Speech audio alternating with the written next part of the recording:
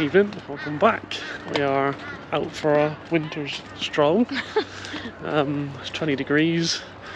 It's 5:30 in the evening. The moon's out. The moon's out.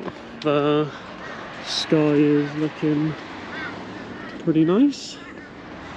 And we thought we'd do a little Q&A on our little stroll. A little change of scenery for everyone.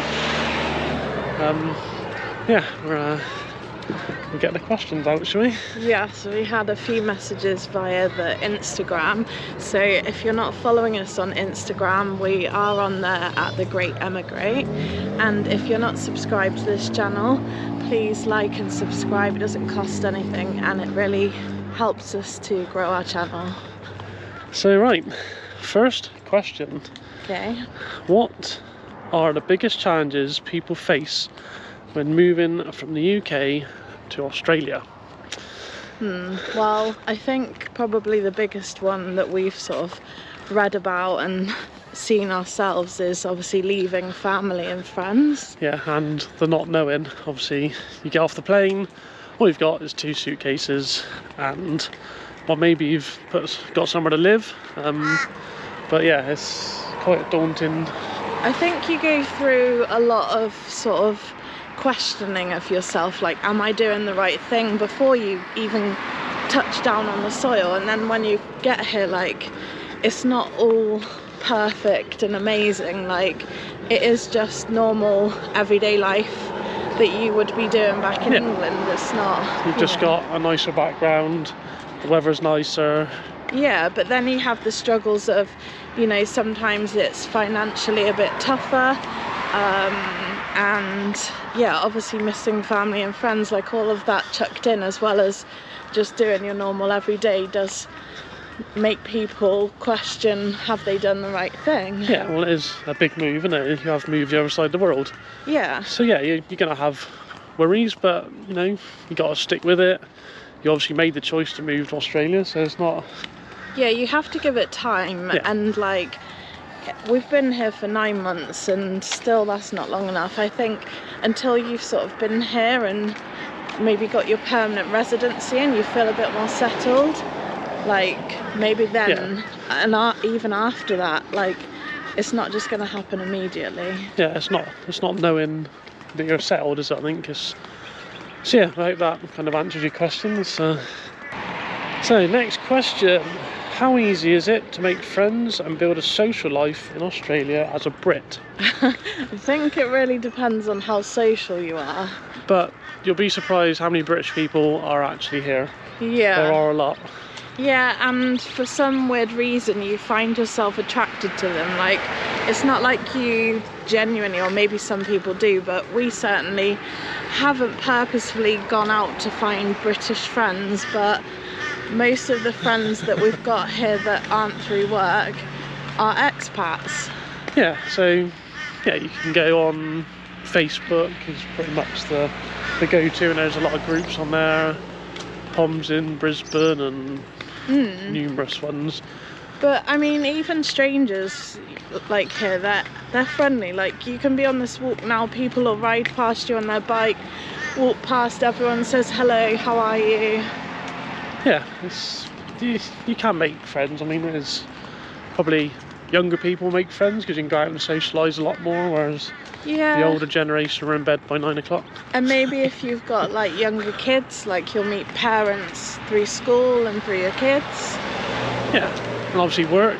You obviously meet work colleagues, and some people don't like to mix work with going out, but you know, just making friends that way, I guess, isn't it? So I would say it's as easy here to make friends as it is in the UK. I don't think there's really any difference. No. You all speak kind of the same language with a little bit of an accent.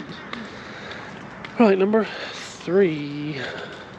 What's the best way to find a place to live in Australia before arriving? Well, we did lots of this and we tried really hard and we found it really difficult until we arrived here, and then it was much easier.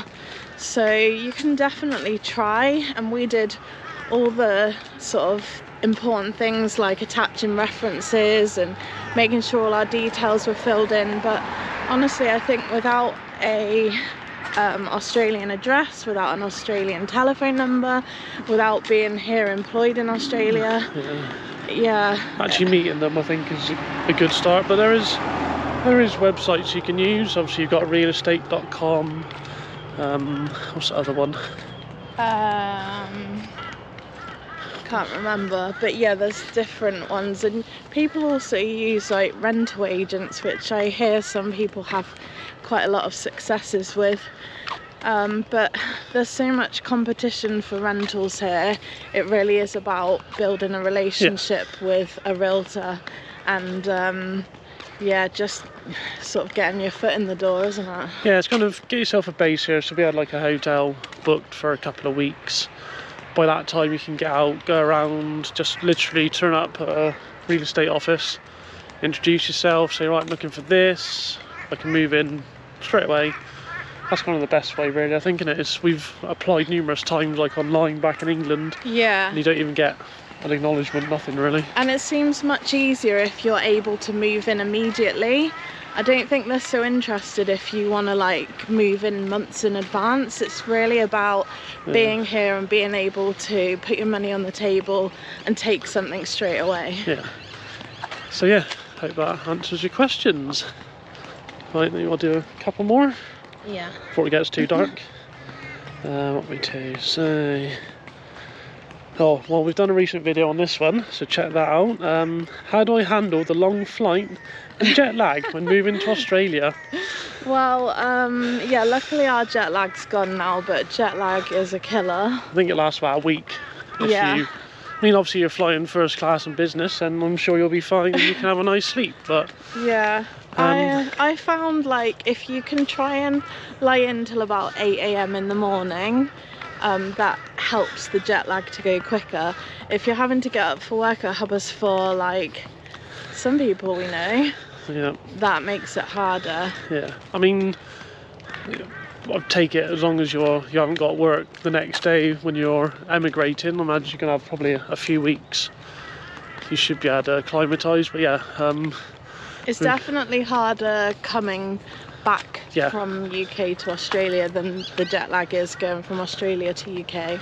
Yeah, I mean, I'd tried this app as well to look and like try and get you in the sequence for jet lag, but it doesn't work. It's all about light exposure and coffee and drink lots of water. Yeah, keep hydrated.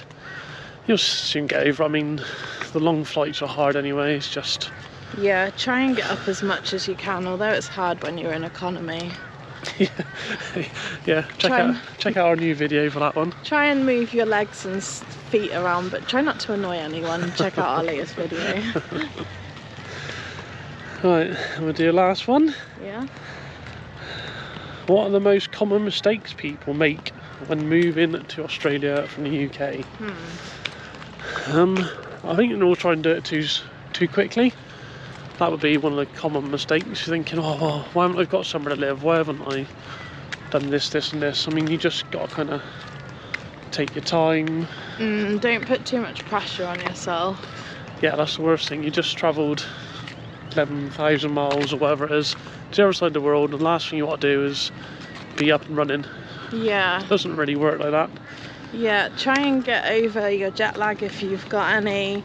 Try and, like, get used to your surroundings. Yeah, just go out for a walk.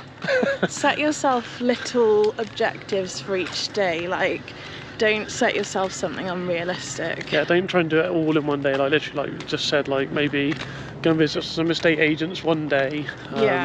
Look around the areas, like the schools, the next day. It's learning to drive over here is, well, not learning to drive, but driving over here is a little bit different. Yeah, don't forget to keep hydrated, and try and remember to eat properly, and try and sort of maintain as normal a sort of lifestyle as possible. Yeah, I mean, it's not going to be exactly the same as your life back in England. That's obviously probably why you're moving over here, is for a change. But yeah, don't put so much pressure on yourself. Just enjoy it. So there you go. That's a little Q&A while we're out before it gets dark and we get attacked by bats. Yeah, so thanks for watching, and we have got some more Q&A to do. There's some more questions in the inbox, so next time we get an opportunity we'll come to the rest of your questions, so don't panic if we haven't read yours out yet, and thanks for sending them in. Yeah, and keep sending them in, and we'll do our best to answer them.